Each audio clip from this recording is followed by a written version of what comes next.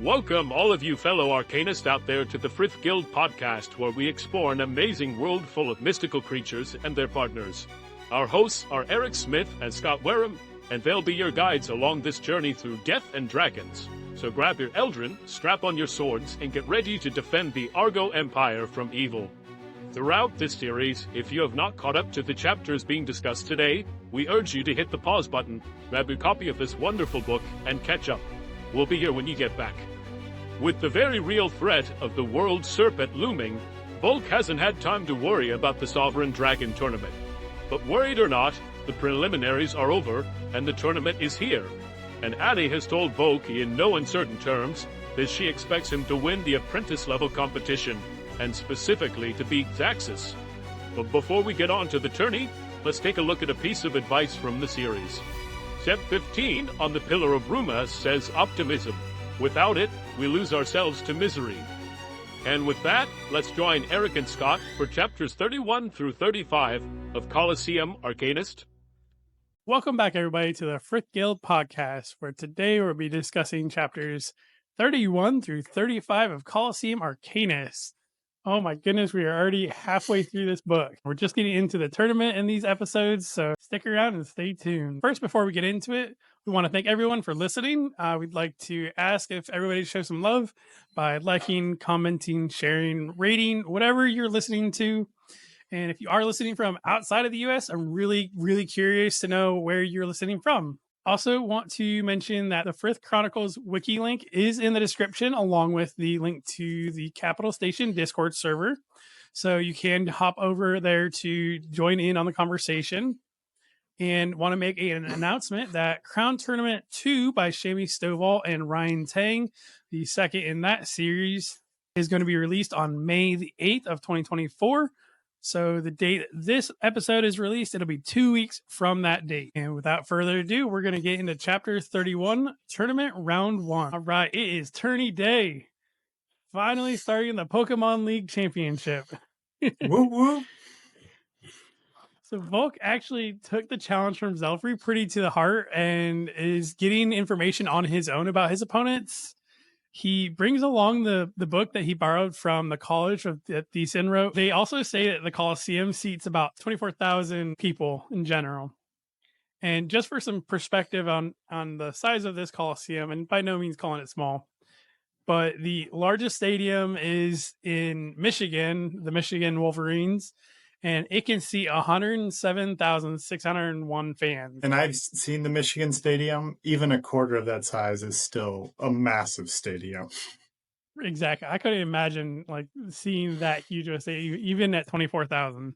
And the stadium is also fitted for the games. So they brought in a Gargoyle Arcanist who's able to reform the arena after it gets blown to pieces during the matches. They have Notorious Arcanist there to heal anybody who's injured. They have Encanto Arcanists who are able to put up a telekinetic barrier to protect the crowd from any stray magic or weaponry that comes away. So it is fully designed and ready for the tourney. Oh, come on. I want to catch a hockey puck. Except when the hockey puck's a fireball. This is true. All right, so Volke and Luther are underneath, and Nicolin actually mentions that it's been a while since they've seen Luther. Nicolin does ask if Volke swept anyone off their feet, and Luther be loyal as heck. Talking about Karna, the gala, Luther being the gentleman that he is, says that a man does not kiss and tell. Nicolin just straight claps back with, well, Luther is not a man. He's a sentient clothing. Which is the best description for him that you can have. But there's really no other way to put it. So, I mean, kudos to Nicolin for that.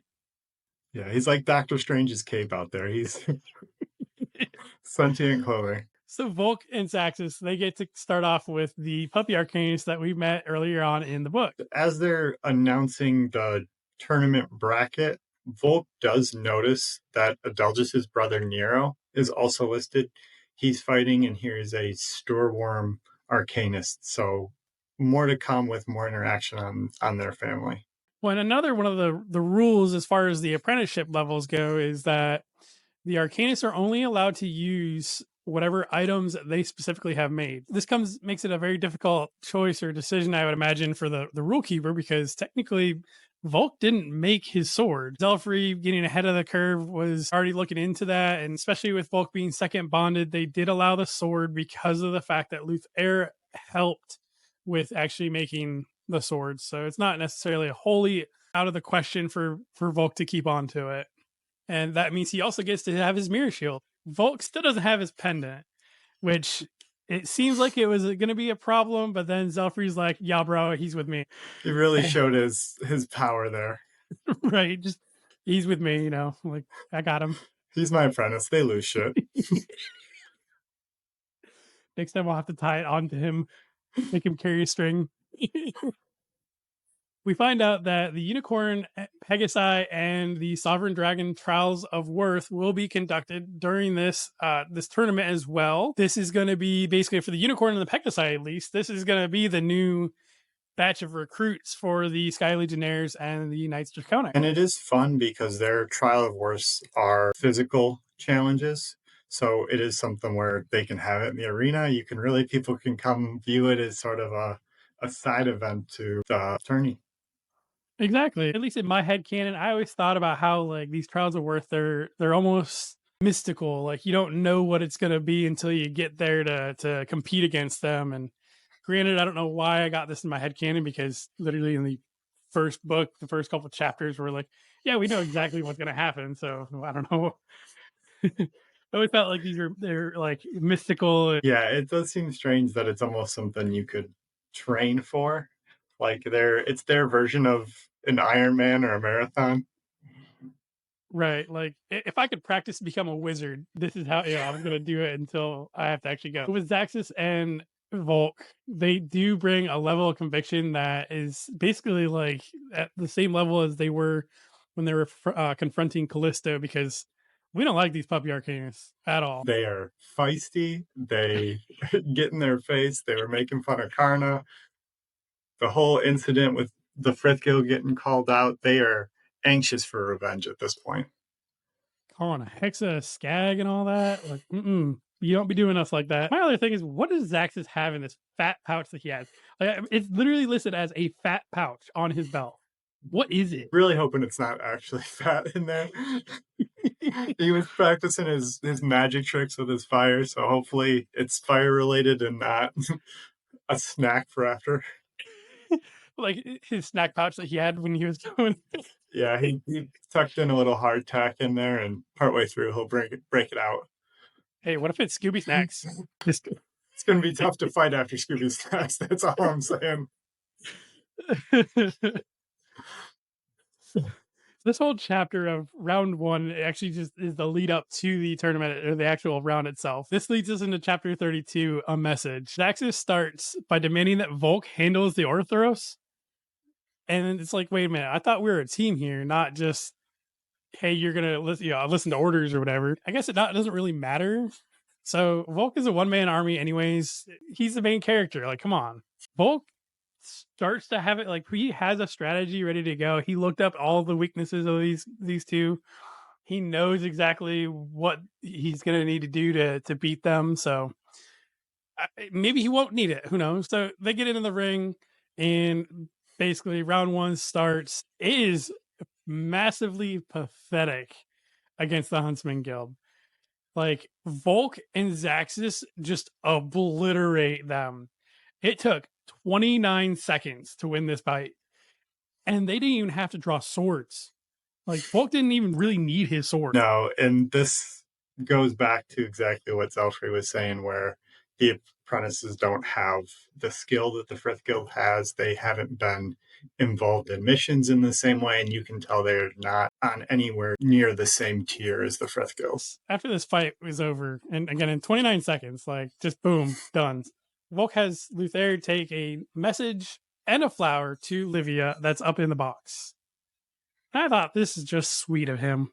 Like, good for Volk for thinking about this. Like, feeling like Knight's Tale. Of course, because it's Zaxis, this win goes straight to his head. Like, immediately, he thinks he's the best shit since sliced bread. He's defended Illia's honor in all a matter of less than 30 seconds. He is back on his high horse, and I'm not sure he ever got off of it. So Lyle comes over and meets up, and Lyle basically acts like he's a nut. delusions of grandeur just run in this family.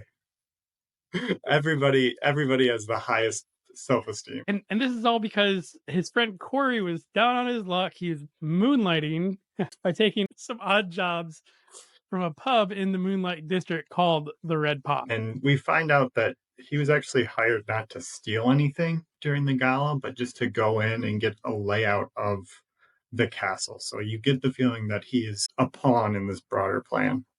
Volk and Lyle go over to this Red Pot, this pub basically. Volk isn't getting any answers out of the innkeeper, and he's getting kind of like upset about it. Volk's getting kind of tired of this. He wants answers.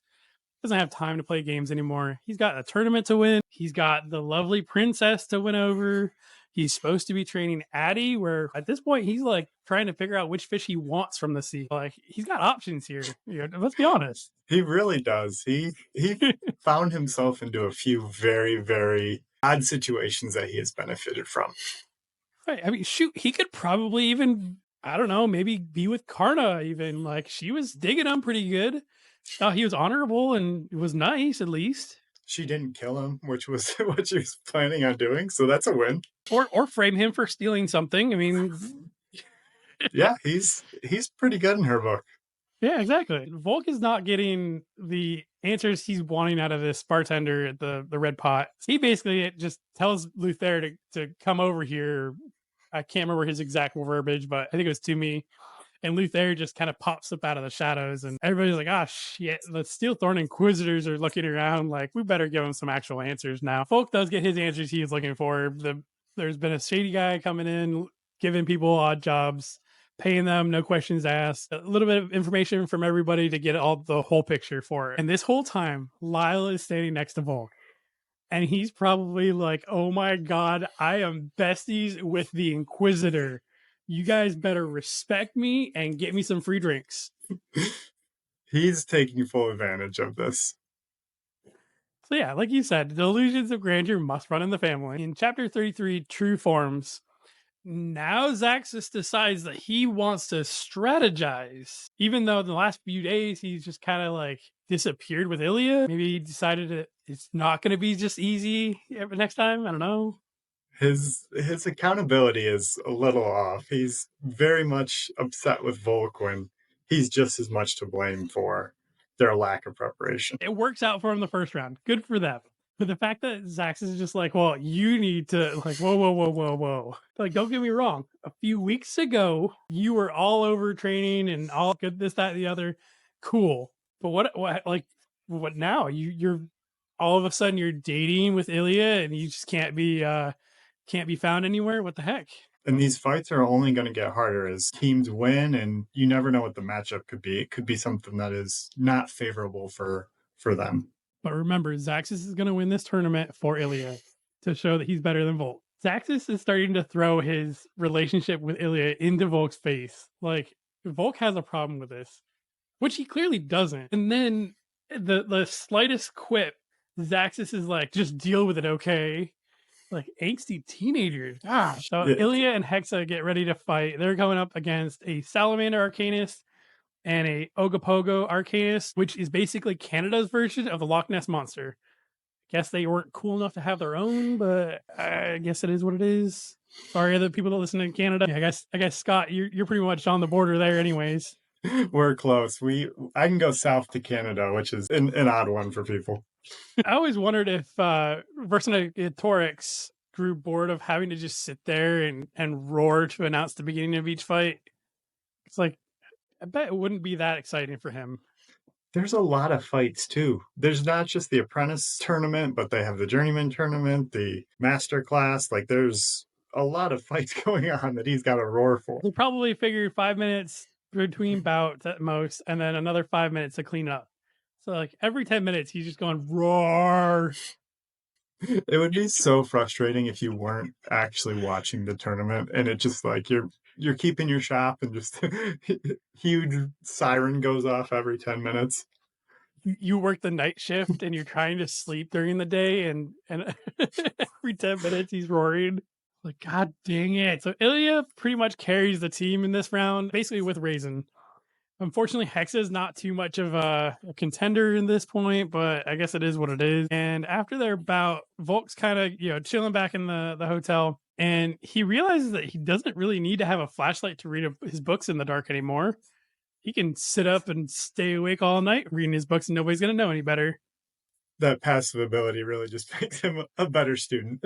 Yeah, exactly. He can read later. So he is up reading about true forms, and he's trying to get a better idea of like what they are, how they work, kind of thing. One thing that he does discover is that what one thing would work for one Griffin Arcanist to attain true form may actually not work for another Griffin Arcanist. Just because somebody's reached their true form with their Eldrin doesn't mean that that's the exact way it has to be done.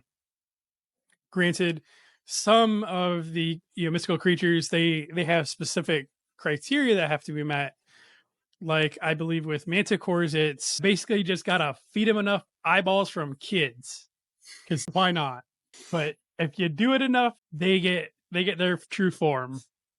So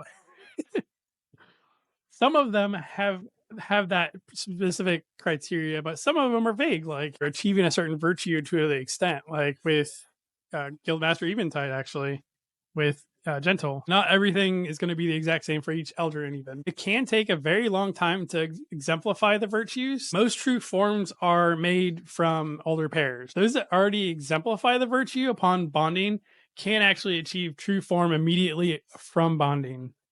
So that'd be pretty dang cool to not only one, bond with a mystical creature, but the second you bond with that mystical creature, you get a true form. Like, be heckin' cool.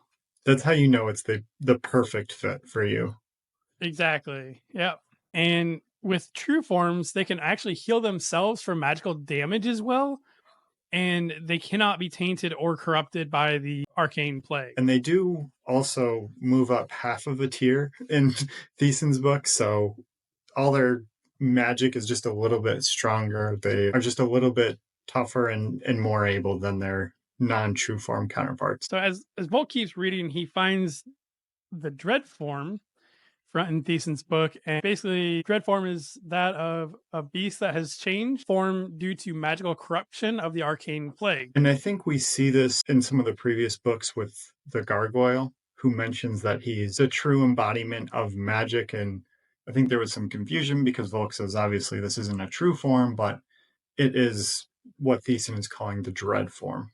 Kind of the pendulum swinging in the complete opposite direction. As he's reading, somebody knocks on the door. He goes over, and lo and behold, it is Addie. And I bet Volk is just over the moon that Addie decided to come over and visit him. I hasn't seen her much lately, especially after the gala. Volk gives Addie the book about true forms because he remembers her talking about wanting a true form or trying to achieve it. So figure any kind of information additionally that she can have to help her and Titania reach true form. Volk actually was like, wait a minute, you came and knocked on my door. What did you need from me? And she wants to train with him a little bit more, but ultimately she's there to inform Volk that the Grandmaster Inquisitor is calling on him. And that leads into chapter 34, the Grandmaster Inquisitor. So as Addie is taking Volk to the Grandmaster, she does compliment him on his growth, and they do agree that they should spend more time together in the future. Good job, Volk, for taking your own advice. Giving Zaxis all this good advice with Illia. Here we go.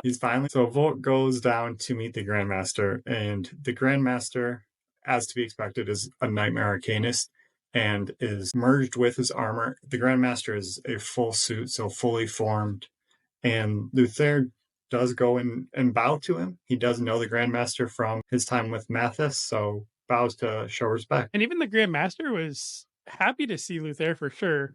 He was kind of confused as to why Luther never came back to the Steelthorn Inquisitors. Luther was too ashamed after failing to return back to the Steelthorn Inquisitors. I think the Grandmaster kind of understood that. And the Grandmaster gives a little background once they've had their introductions of why he's there. And he does ask Volk to go on a mission to root out the plague in the mines that we heard about earlier.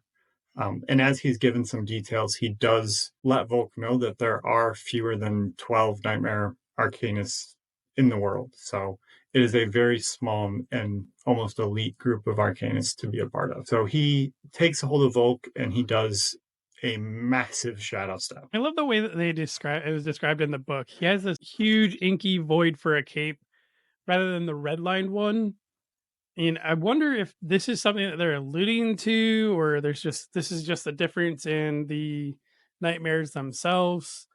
But Volk kind of like walks into the cape, and this is how he shadow steps. And they're able to shadow step pretty much out of the city. They are outside the mines, and they're informed that there's 6 nightcat and 2 harpies in the mines that are plague-ridden and that they're going to be responsible for getting rid of. In Volk's experience, based on previously, his thought was, oh, we'll just kill the Eldrin and then the Arcanist will be healed. But he's informed that that's not really the case, and they can't exactly do that right now. So the Arcanists that have carried the plague for longer than 6 months are actually considered beyond saving at this point. And I believe these Arcanists have been plague-ridden for 18 months to 20 months, I believe is what the timeline was. And it's not so much because of the plague itself or spreading the plague, it's because of the actual alteration to their soul. And it basically makes them just completely wicked and a lacking of empathy as to why they're beyond saving. Because they're basically just going to walk around and don't care what they do anymore. Which makes them extremely dangerous.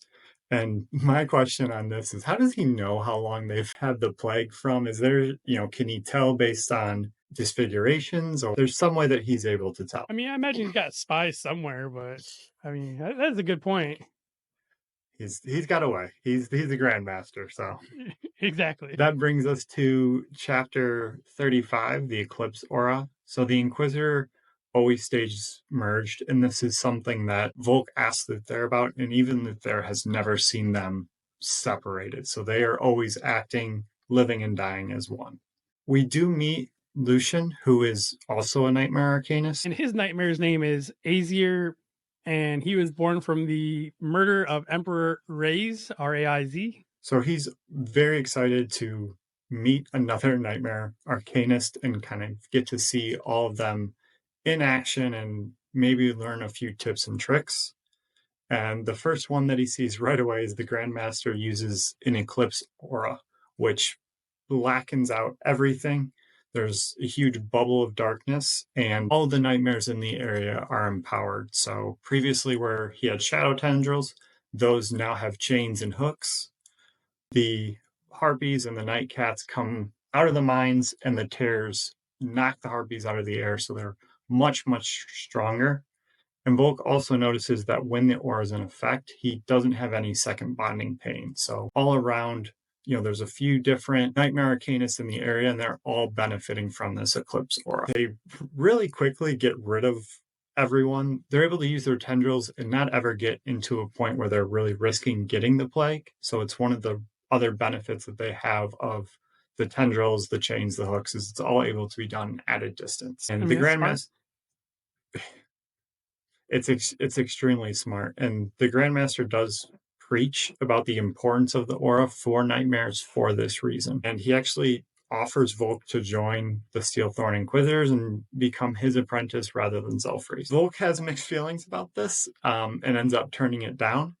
And Lucian is extremely angry at him for it. Well, I think Lucian is as upset as he is because I feel like Lucian had to prove that he belongs with the Steelthorn Inquisitors, whether that be like Lucian has to bond with the nightmare. I don't know if they find nightmares and kind of keep them at least with them, so that when they do find somebody that would be worthy of bonding with a nightmare, I don't know. I wonder if that's what the guild's trial of worth would be. But again, Lucian's mad because he probably had to go through this intense trial. Volk's just being offered this, and Lucian kind of like acts like a straight child. He says to Volk that Volk is such a child to squander such the opportunity, and everyone else had to prove themselves to join the guild, but yet he gets special treatment. And I think that the Grandmaster actually does a good job with this, not because he doesn't get upset or anything like that, but he basically is like, well, when you get done with whatever it is you're doing with the Frith Guild,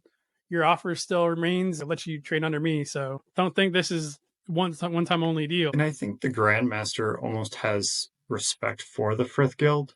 So he understands if there's something that they are handling that Volk believes is more important, it probably is something that is very important. This Frith Guild is very well known, so it is quite possible that he just respects the guild as a whole. That wraps up this session, so we'll move on to the bestiary. The first one we're going to go through is the Orthrus, and this is one of the puppies that Volk was fighting in the arena, and their magic is really physical strength and nothing else. So they gain extra endurance. They don't need very much sleep. It's tier 2, so it's a slightly lower tier. And their trial of worth really comes from defending animals. So it is another physical strength based one that you could almost train for, at least knowing, hey, I'm going to have to protect animals. So you have an idea of what's coming. Their reproduction is progeny based, explicitly mentioned near red cattle. So it sounds like that is their animal of choice to defend.